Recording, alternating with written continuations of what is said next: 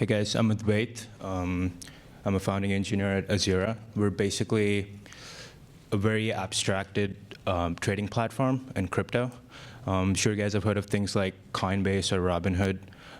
There's this whole other realm or universe where there's like a huge long tail of assets which are not normally available on, let's say, a Coinbase, Robinhood, or anything of that sort. These are assets that are just listed on blockchains and traded on like decentralized exchanges. But there is a huge barrier to entry. It's a massive barrier to entry. You need to sign up. Yep. You need to like figure out how to like get on the blockchain. You need to understand how exactly you get funds on there. You need to understand how do you discover assets. You need to understand how do you buy and sell these assets. That's a very big problem. And I think what we're doing at Azura is basically, it's a massive consumer play here where anyone here today can just go to the platform, sign up. You don't need to know anything about crypto, generally speaking. You don't need to know anything about wallets. You don't need to know anything about how things work. All you need to know is that if someone told you that there's this asset X and it sounds cool, maybe it's a meme coin, maybe, you never know, maybe it's ClickHouse coin, and you just want to go and buy it. And what we're doing here is basically allowing you to do that. Maybe like the last 3-4 years in cryptocurrency, the landscape generally, there's been so many different blockchains, so many different things. Anyone who comes in gets really, really frustrated or overwhelmed. Our job here is to basically allow you to have this user experience where you can come in and just have fun. And I work primarily on the data platform across the entire Azura platform. We support 7 blockchains that are EVM specific. They're all like similar to Ethereum. And we also support this other blockchain called Solana. So in total, we support 8 blockchains. And we have access to any and all kind of asset. So if you were to go in and search for any specific asset, you will be able to trade that on here. But you cannot say the same for something like Coinbase, which has a preset universe of assets that you would like to buy and sell. And today I kind of want to talk to you a little bit about some of the challenges we've faced, some insight into our data operations, and how we use ClickHouse. So here, this is what a usual page on Azura looks like. You have things like the trade feed. You have things like price, volume, market cap, liquidity, circulating supply, holders. Every single piece of this data is sourced from ClickHouse. You see that little bar, the horizontal bar over there? That's something we use we use a lot of materialized views for that. Essentially, we look at the last 48 hours of trading data, which is on any given day, it's between 250 million to 600 million rows. We crunch that data, turn them into time buckets, and we figure out what are the top assets in the last 48 hours by number of transactions, number of unique traders, number of USD volume, and just many different heuristics. The point is we're able to do that and offer a substantially fast latency, in a sense, to calculating these things, as opposed to crunching these 600 million rows in Postgres or with pen and paper. Just a little bit more about Azura. So what we essentially do is there's different blockchains. You can see the first row over here. There's like Ethereum, Solana, et cetera, et cetera, et cetera. And underneath those are different protocols. Our job, or like what we focus a lot on, is to abstract out all of these protocols. Protocols are very, very esoteric smart contracts and different implementations of someone will allow you to buy and sell assets, someone will allow you to lend assets, someone will allow you to trade perpetual futures, lots of different financial assets. These are just like financial Legos. What we do is kind of like be the topmost level on top of all of these things, and we just give you a buy and sell button, and we take care of the rest. So I'll quickly talk about, just paint the picture about the challenges we face, some of the context, give you some insight into the data stack architecture and some of the many use cases, some insight into materialized views, how we use them, and then open up for questions. So the challenge, so this is a very cross-chain kind of an application where we're kind of in this space where there's many blockchains and the onboarding friction to onboarding to all of them individually is quite high. And our value proposition is that we're like a one-stop shop for pretty much anything and everything.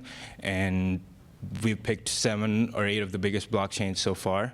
And this means handling trades, handling different kinds of esoteric events that take place, which are, and they're of time series nature. They could be like all on-chain trades. They could be add and remove liquidity events. A lot of the places and venues where you can buy and sell these assets, they're called liquidity pools or trading pools, where, for example, you have asset A and asset B. Both of them are on a pool, and there's kind of like a balance. When someone takes an amount of asset A, they have to provide an amount of asset B. That's kind of like the most primitive unit, so to speak, in the kind of the blockchain realm. And there's a lot of token transfers. One of the few things we're working on, like the last couple of weeks and the next few weeks, is how do we index maybe like 500 million token transfers on a very specific blockchain every day, and maintain, very high latency, very low latency in terms of like what's someone's balance for a specific token. And ClickHouse has been really helpful for that, and that's one of the challenges we're working towards right now. Our current scale, we launched sometime late October. We have about an 8 TB production database. We have about 11 gigabytes of reads per second. We average between 64 to 236 gigabytes per replica. On prod, we have about 4 replicas. Our performance demands mostly are 75% of our operations. They require like near instant response times. We haven't found this with any database that we worked with before, and it's only been possible with ClickHouse. For example, we have a markets page where a lot of our users, they don't know what they want to trade or anything of that sort, and they go and there's a discovery aspect to our product, and a lot of it comes downstream of ClickHouse materialized views, where we look at, okay, let's list all of the tokens, all of the assets by volume in descending order. Let's list them by number of transactions in descending order. And so a lot of it comes, like a lot of our needs stem from the fact that we need like really quick reads. If it's 100 milliseconds or less, fantastic. And then 25% of that is inserts from custom indexing framework that I've been working on. Essentially, to insert all of these events and trades and all of these different time series objects, we have a Rust framework. So quickly about the data stack, we have a Rust framework. It consumes raw blockchain data. This can be, like, this is essentially 8 different pods. And what we do is we take the raw data, we transform it as required, enrich each struct. For example, if it's a raw trade, it's basically hex data, and we convert that into trades. We add enough context, and we add things like the price of the native asset at this time, so you can easily calculate someone's cost for an asset at that specific instant in time. And then we have transport into ClickHouse. What we do here is, just so we don't nuke our ClickHouse instance, we decide, depending on which blockchain we're indexing, we buffer it on a specific basis for each blockchain. And then we also send this out to message queues. This is a very generalized custom framework that we've kind of come up with. We have, you could think of it as sources, transformers, and sinks. So we have different sources for different blockchains. We have transformers, which basically take raw data, convert that into structured data that is helpful for everyone on the data team and on the backend team. And then we have sinks. The 2 sinks we have right now are Redis for real-time data, and then we have ClickHouse, which sends it into our data warehouse. And then we have a lot of materialized views on top of the root trade tables, for example. And then towards the end, we have this data engine that we've been working on for the last few months, which takes a lot of data from ClickHouse, and then it also appends real-time data to that. Quickly, once again, going over the architecture, we have live blockchain events, live trades, and lots of different events captured across many chains. And then we have this thing called Hermes, what we call internally. It's a Rust indexer, and it takes care of converting any single raw data object that we need, converts it into the exact shape of data that we need, and sends it into Redis and ClickHouse as of right now. And then we have ClickHouse, obviously, stores about 8 terabytes of trading data as of right now.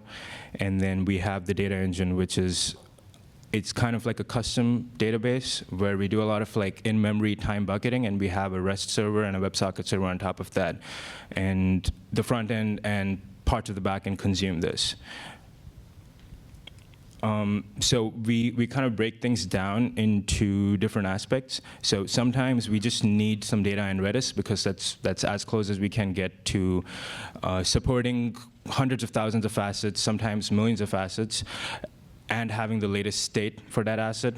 And then we have the data engine, which is an in-memory processing machine, and it's you could consider this as like super hot data, and we need this to be accessible at all times.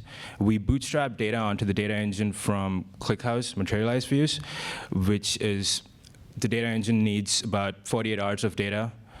And 48 hours of data is about 250 million to 400 million rows, 600 million rows on really bad days. And what we need to do is compress that data. And so we use ClickHouse, and we use materialized views, and we use time buckets. So if an asset has 5 million trades in 24 hours, that means you do not want to traverse 5 million rows just to bootstrap. You want to compress that into maybe 5,000 rows, and that's what time buckets allow us to do. And then the last level of this is if something is not available on Redis, or if it's not available in the data engine, we go to ClickHouse, which is our source of truth, regardless.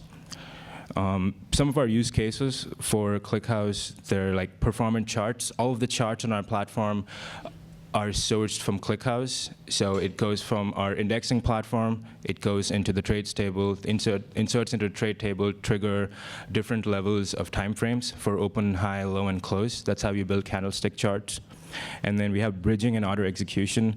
A lot of our data that we use to show on the website is also used by another execution engine, which allows you to transact on the blockchains. And a lot of it is stemming from ClickHouse as well. And then stuff like trending tokens, this helps with like real-time popularity metrics, number of tokens with more than $10 million in volume a day, number of tokens with more than $100 million in volume a day, and so on. And then cross-chain balances. So we have another interesting thing that we do with Postgres and ClickPipes, where we have a table on ClickHouse on Postgres where we have all of our users, and then we have that transported into ClickHouse every time the user is created, and we have their address as well. And so we have this easy way of hooking up ClickPipes with ERC20 token transfers and do this kind of like really interesting double entry accounting. This saves us maybe like hundreds and thousands of like network calls, which really helps in terms of like latency.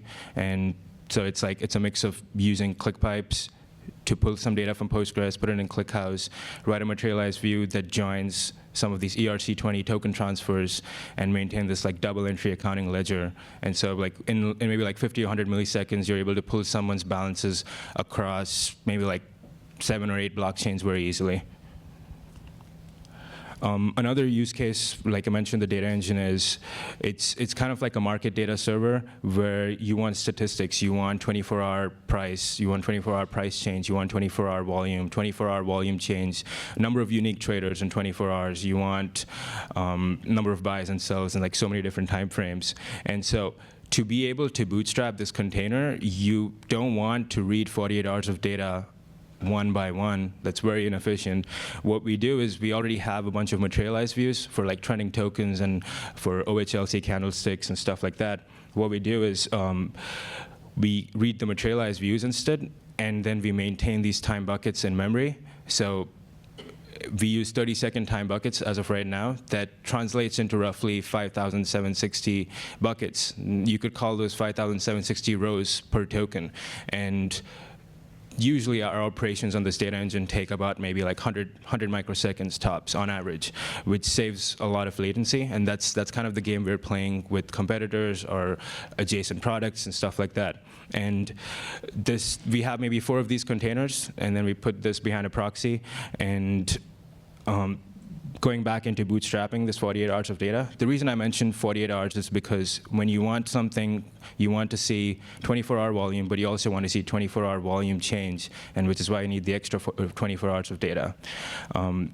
So we've experimented a bunch of different approaches for this, and we ended up with ClickHouse, where we're able to bootstrap about 48 hours of data in 60 to 70 seconds, which was pretty good. And then materialized views pipeline, like I mentioned, we have materialized views for trending tokens, we have materialized views for user balances, we have materialized views for like quite a few things that support like a lot of like our execution operations, because like one of the other value propositions is that when you want to buy a token, we can give you a better price compared to other venues. And to do that, we need some sort of materialized views which allow you to say, okay, if I want to buy token X, what are the different places I can buy it at, and easily calculate the price slippage and things like that, which is what materialized views help us a lot for. So we have like our own custom repo where we just keep checking in a lot of our materialized views. Usually it follows this kind of, we've kind of come up with this style of like writing materialized views. The first one is just a table, which is just the definition for the materialized view itself, and then the hydrate script. Usually we would want to hydrate something with maybe the entire history of a table, or maybe 48 hours. So this helps us define how we want to do it. And then the view is like the top layer. Maybe the back end or someone on the front end will consume this. And a lot of our views have also been parameterized because we want to convert native assets into like USD values. This is just one example of OHLC data, which is all of the charts on our platform, we generate them using ClickHouse materialized views. So it's maybe like 200 lines of SQL code, and the rest is just writing a view, and then it's very easy to just query it, and we don't really do anything more to maintain that, except maybe occasionally filtering out outliers and stuff like that. So the way we do it is we have data source. I mentioned how we index a lot of like our blockchain trades. We have ingestion, which is, once again, it's capturing the data, processing it into the shape we want, and then once we send it into ClickHouse, we have like the materialized view in place. And when we initially started doing this, it was maybe like 4 or 5 billion trades, 4 or 5 billion rows. All we had to do was define the 4 tables that I mentioned over here, the 4 SQL files, and run it one time. And once that was done, it's kind of like self-appending, which is pretty fantastic. But yeah, that's all. This is Azura. I hope you guys check us out. If you have any questions, I'm happy to take some questions now, and always, feel free to email me.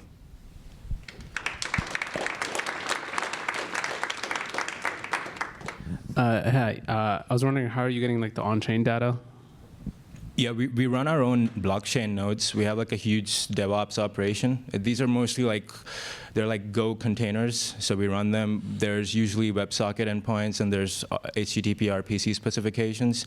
And like the data ingestion framework that I just mentioned, we have generalized ways of sourcing these raw events.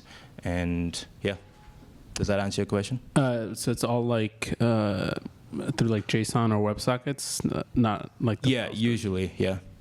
Usually what you do is you listen, you subscribe to a specific type of object that gives you latest state, and then you convert that into an object that is very generalizable, and you can derive pretty much everything you want from it, and then it goes into like processing.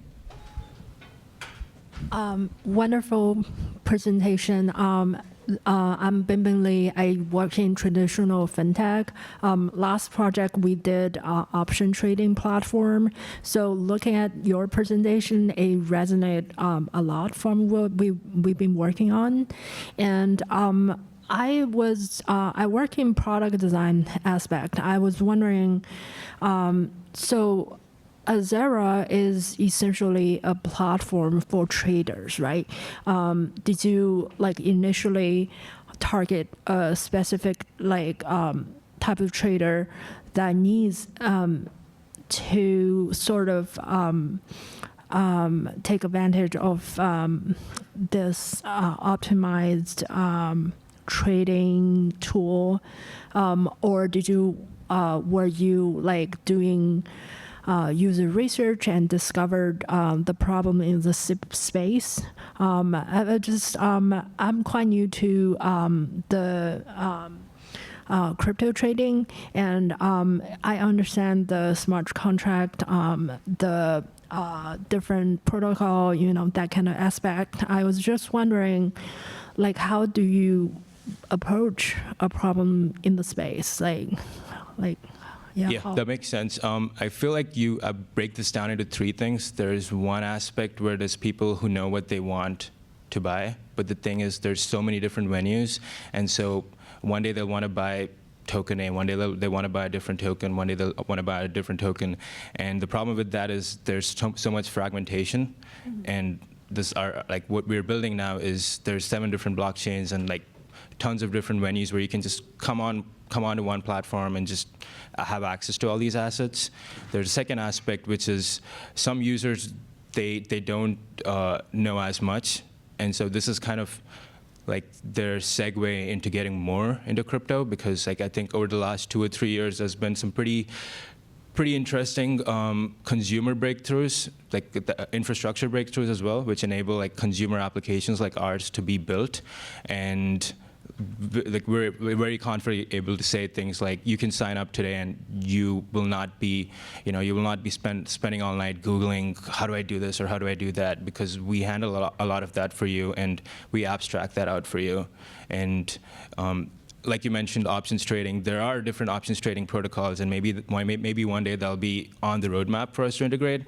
But we're starting slow with spot trading, just like buying and selling of assets. Maybe one day we'll move into different asset classes. But what we kind of hold ourselves accountable to is building something with a very smooth user experience, which is something that's kind of lacking in the space. Great, thank you. Hi, Advaith. Thank you for the presentation. I have more of a data engineering question. So you mentioned that you store your super hot data in data engine, that is an in-memory database. Do you also implement any tiering in the ClickHouse database? For example, that the most recent data that is stored in a hot warm or something like that. And then you also store the trading history and activities.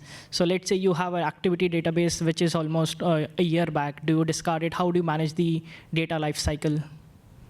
Yeah, so that's a good question. This data engine that I just mentioned, at any given point of time, it should only have access to 48 hours of data, which is why it makes it easier to look up anything. And so something that may take a lot of time looking up in traditional databases, you're able to do this in maybe like 50 milliseconds or even less sometimes. And the reason I say it should only have most recent state is because just looking at the numbers over the last year, users don't really trade all assets every day. They only trade a subset of assets. And right now, looking at our numbers, there's about 200 to 250,000 different tokens traded across different blockchains that we have to support. And let's say there's 10,000 users on our platform today. There's a good chance that 10,000 of these users will want to trade one of those 250K, as opposed to something that's, that was super cool a year ago. And so this whole data engine kind of architecture was to kind of bet in the most optimistic way that most queries go into the data engine. But if not, we always have ClickHouse, which is the source of truth regardless. And with like materialized views and transfers and user balances, we launched October 22nd. And so we know that every address that was generated, every user that was created on our platform has a balance starting with 0. And so we don't really care about net transfers with like the entire universe of transfers. We only care about transfers for all the users that were on our platform. So that kind of drastically reduces the surface area, and like that's how we get fast lookup times, even on ClickHouse. So we just apply heuristics like these across the board, which give us like, they gave us small marginal improvements, but together they compound into something big. Question around the balances of how you track of them. So ClickHouse, when you mentioned you have replicas, how do you ensure the consistency of your data, like that the balance is correct? Let's say one of the replicas goes down and maybe it didn't catch up to the latest state, or is that not like a product issue? I think, if I'm not mistaken, you're asking me if what happens to someone's balance, like if you're saying you came to our platform and your balance is incorrect. So like I mentioned, this thing called Hermes, which is like our data indexing operation. We also have we have a huge set of we have a huge Kubernetes cluster, which there is one aspect which is live indexing, live data. And there's another aspect where we have a very large query that's also on ClickHouse, by the way. And it looks for gaps to see if there's been any gap, because sometimes some of our nodes might be down, which is where top of the funnel, that's where the raw data comes in. And we have quick backfill jobs that are created automatically. So this makes sure we don't have any gaps in our data at all. And so that's kind of how we have this assurance ourselves as well, that things usually won't go wrong. And we have a lot of alerting systems across the board. We have an entire Slack channel that gives us alerts every 15 minutes, gives us a report, a summary saying, here's the state of all of these A blockchains. This is when the last trade took place. This is when the last transfer took place.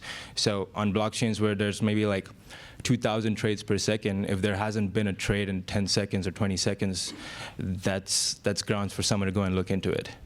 So that means in the worst case, it's eventually consistent. Basically, if let's say you made a trade and there was a downtime, and eventually, yep, that's correct.